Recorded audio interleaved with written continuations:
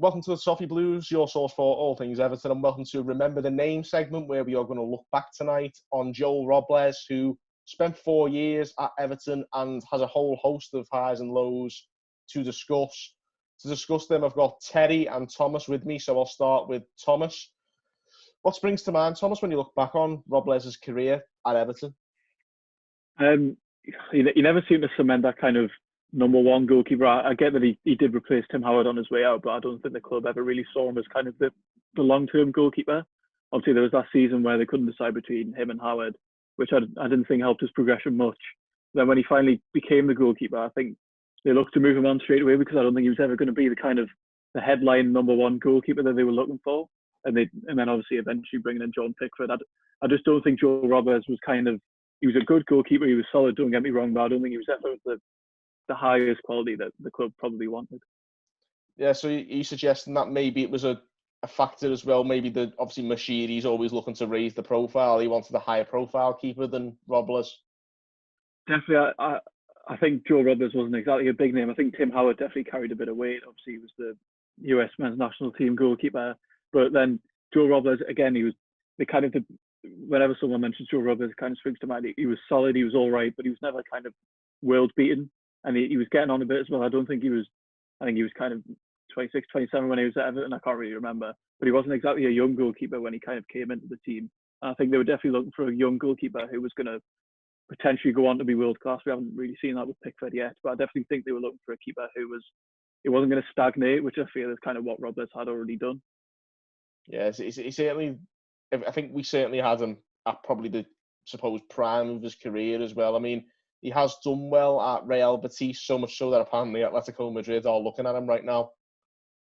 Not sure if that raises any eyebrows with you guys. I can't imagine that. Maybe that'd be like, when Chelsea signed Rob Green. I can't imagine he's going to be signing them to replace Oblak anytime soon. Didn't we sign him from Atletico? He'd been on loan at Wigan, hadn't he? But his parent Atletico, wasn't it? Yeah, I think he's from Madrid, isn't he? He's a local lad from Madrid, and I think that's his team. So I think it'd make sense for him to go there. Because I think he's not long became the number one at Betis. I think he was back up to somebody else there as well. I think it was Paul Lopez, but they sold him to Roma. So Robles has sort of only just emerged over there as the number one. It seems to have been a recurring situation with Robles throughout his career that he's had to start out as a backup and sort of forge his way into the first team. Mm-hmm. I mean, I always thought with Robles that he was unlucky at the club, to be honest, because he never really convinced any of his managers while he was here, and sadly he had a couple of them, that he was the number one, pick. He was brought in by Martinez, but Martinez clearly favoured Howard. So the manager who bought him didn't see him as an immediate number one. There was times when Howard was woefully out of form, but came straight back into the team when he shouldn't have done, after injuries and stuff. I'll be honest, that infuriated me. Yeah, I mean, Tim Howard was, fantastic for Everton, but towards the end, it was time for him to go. It was time to replace him, and we lingered too long, and sort of didn't do his legacy any justice on the way out, because his performances had dipped quite a bit.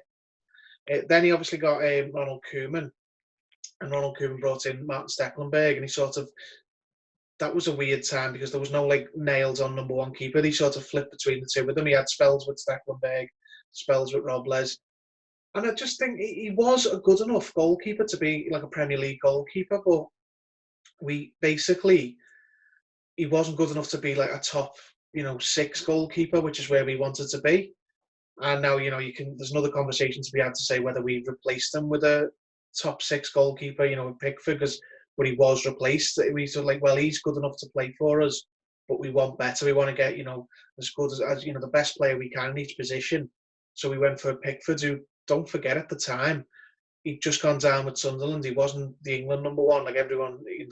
Usually Pickford, when anyone mentions Pickford, the next words out of the mouth is England number one. This was well before that. He was just the star player in a relegated team. But he'd come in for decent money, and that was like, yeah, Robles, you can stay, but you're back to number 2 again. And he must have just thought, you know what, it's time to go somewhere. Yeah, it's time to go somewhere and play. I'm good enough to play. And it sounds like he. And he I was. haven't. I can't say I've seen him for real better since he's left, but I'm glad to hear that he's been doing well because he deserved it. He was good. He was, he's certainly good enough to replace Howard when Howard was dipping at the end. I think he was definitely a better goalkeeper than Stecklenberg. And there's an argument to be said that he's not, far off as Jordan Pickford, especially latter-day Jordan Pickford. Jordan Pickford's natural ability is, light years ahead of Robles, but the consistency, I wouldn't say there's much difference in them. Let's be honest. That was I think I was saying going into this that I had a view that was quite controversial, and that I think Joe Robles was a better goalkeeper for Everton than Jordan Pickford has been. And I've got stats to prove that as well, by the way. I think Jordan Pickford has only got 9 more clean sheets for Everton than Robles had, and he's played 106 more games.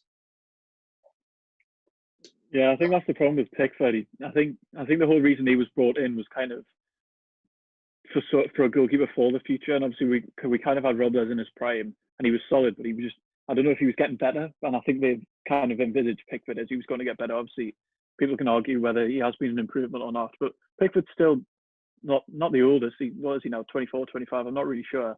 But it's 25, at the end of the day, I think. Yeah, but yeah, he's younger than Robles was when he was here, and that's the thing with Robles, as he said. He was probably good enough to be a Premier League goalkeeper, but whether he's an ambitious goalkeeper, kind of top 6 where the ambition's always been, I'm not too sure. The question is, though, is Jordan Pickford the top 6 quality keeper that we're looking for? He could be. He's just not showing it. Especially over the last season, the one we're currently in now. I still think he is better than Joe Robles in terms of ability, but just on paper, you just named the stats. Then it's not it's not showing, and that's more of an indictment on Pickford. I think Robles was definitely a Premier League keeper. Good enough to finish where we did finish with him. 11th, 10th, up to 8, possibly 8th at the highest. But if you want to get any better, you needed better. And Pickford has the potential to be that, but just hasn't shown it. And I think when you look at Robles now, I think people can look back on him probably a little bit more favourably than when they really think about it. Like he wasn't, compared to what's come after him and what came before him, he's not been that bad. He shouldn't be remembered as, like some of the keepers of yesteryear, where you just think, awful, before we. He's no Richard Wright. He's not on that sort of calamity level. Paul Gerrard, Steve Simonton. When we transitioned from Southall and then eventually got onto Howard's, we had a list of keepers who were just not good enough, apart from Nigel Martin for that short spell. He's not in that same category. We transitioned away from Howard and probably gone on to Pickford long term now. But I think Robles is definitely. He was a half decent player, and I'm glad to see him doing well. I was very pleased to see. I think he still has quite a good reception off Everton fans when the name gets thrown up on social media, and it's good to see that. I think he is doing well in Spain. Obviously, you've got to be doing okay for Atletico Madrid to be trying to bring it in, even if it is as a number 2. But so, what would you guys say the sort of endearing legacy is of Joe Robles at Everton? Sorry, what do you mean by that?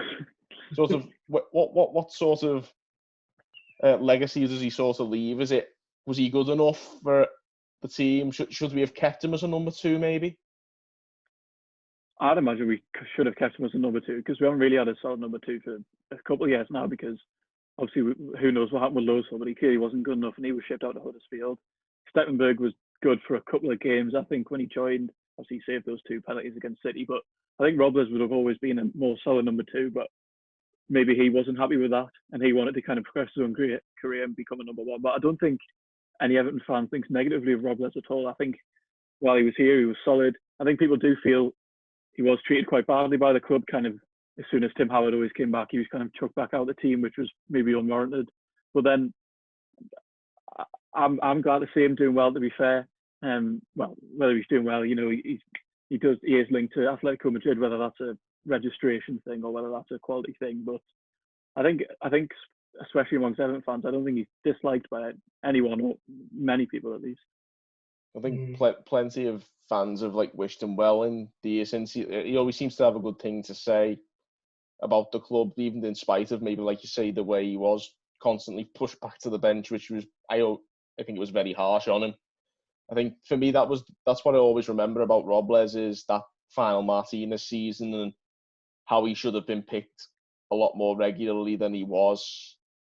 Like you also say, I think it also undermined Howard's legacy at Everton, the fact that he continued to be a bit of a liability in that final season and kept getting picked at the expense of Robles. I think that was harsh on Robles, but also harsh on Howard. And I think it was a bit of a nail in Martinez's coffin by the end of the season, to be honest with you. Who knows how much better we could have done that season if he'd have picked Robles more consistently on a bit sooner in that season. Yeah, I think it became just much more of a reputation than a quality thing. I don't think Martinez had it in him to bench Howard over and over again. And I think he thought the general opinion of the fans is if Howard's available, he should be playing, whether that was quality or not. But because, Howard did have a couple of really good years at Everton. But then by the end of it, he wasn't good enough, and Robles was better, but maybe not so much better that he could replace the reputation of Tim Howard. It's a good point. I think towards the end, I do remember Roberto Martinez having a bit of a problem with that, where he was picking big names over players who were performing better and maybe warranted the place in the team better. I think those kinds of issues can seal a manager's fate, and in Roberto Martinez's case, it certainly did.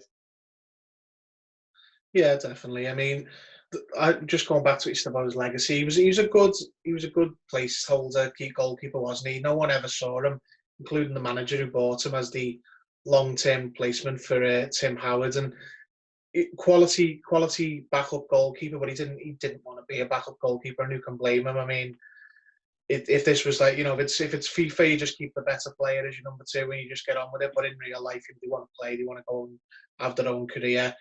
But if he was still at the club and as the number two, I think Jordan Pickford being under a lot more pressure than he has been under. I think he's benefited a lot this season from not having any strong option as number two. And it's still a position the club, I think, should be looking to address as actual proper competition for goalkeepers. Because, Jonas Larslow was meant to be that, but whatever's gone on there doesn't seem to be the case, does it? No, certainly not. And I think it's one of them, like you say, I think if we had a keeper of Joel's calibre on the bench, Pickford would be a lot more concerned. I do worry often about Jordan Pickford especially when you look at the stats this season, the appalling save percentage that he's got is the second worst in the league. And the other one was Kepa, who Chelsea dropped. Obviously, but we can't drop him for anybody. And I think that only serves to massage his ego a bit, that he thinks he's untouchable at Everton. We need a keeper of Joel's sort of calibre to come back and sit on the bench. And I think, especially now, that's probably only adds fuel to that fire when we sort of look back on Robles' career and look at him favourably, because we do need a decent number two goalkeeper, whoever it may be. Yeah, because, Russell did come in as a Premier League goalkeeper, to be fair to him. He was all right with Huddersfield. Obviously, Huddersfield went down as well. We seem to have a bit of a trend of signing relegated goalkeepers. But I don't really know what happened with Russell. Maybe it was an attitude problem. Maybe he wanted to be number one and just wasn't given it. But we'll never really know. But I don't know if he was ever of the quality to even challenge Pickford. That's the problem. He was another goalkeeper who was just relegated. And I wouldn't even say he was a standout Huddersfield player necessarily. He was kind of just one of the Huddersfield players who wasn't as bad as the others, because obviously they were absolutely disastrous that season. But I don't know if Loso was exactly a standout as kind of Pickford was in that Sunderland team that got relegated. So obviously looking back, we signed Joe Robles as a number two keeper back in 2013, and he was predominantly a number two keeper. If you were to bring in a number two keeper now, who would you go for? Oh, put us on the spot there. I know. I'll let Terry go first. I don't want a number two goalkeeper. I'd like another number one, a new number one keeper. What, drop Pickford to the bench? No, well, that's not financially, going to be very, possible, is it? But say. If you're looking for a number one keeper, then it's, obviously you're going to be looking at some of the players who we've been linked with, probably every keeper in Serie A. To be honest, when you buy second choice keepers, you buy backup keepers, you do things like what we did with Lazo. You buy players you can take players on who are out of contract. You take low buyout clauses, low fees. Robles to Atletico for registration. I think we did it with Carlo Nash, just an Everton fan who's willing to come in and be number 2 just to be at the club. I don't know. Ben Foster, that's been mentioned because he's out of contract and he's got the experience. Whether he's unseat Pickford is one thing, but probably be a lot better than definitely better than Lossell. Yeah, probably. But it's just whether he'd want to come up to be a number 2 because he's moved to the other end of the country to be number 2 when you're number 1 at Watford. You know what I mean? It's not likely, is it? It's a difficult one, but I think you're always going to be looking at either very young goalkeepers or very seasoned veterans, and that's kind of why Joel didn't fall into either of those categories at that time. And I think he was in his right mind to leave, and I think he has made the right move for his career. Clearly, he's doing well in Spain, and he's still well remembered by Everton fans, and I think that says a lot about it, basically. Yeah, definitely. Yeah, so there you have it. Anyway, that was the sort of legacy of Joel Robles. It brings to the end this segment. As always, you guys on YouTube get commenting on the video. Let us know your opinions on Joel Robles, whether you'd like him to have stayed a bit longer, whether or not you rated him as a keeper at Everton. Give us a like as well, and give us a subscribe to the channel as well. And thank you for watching on the Toffee Blues.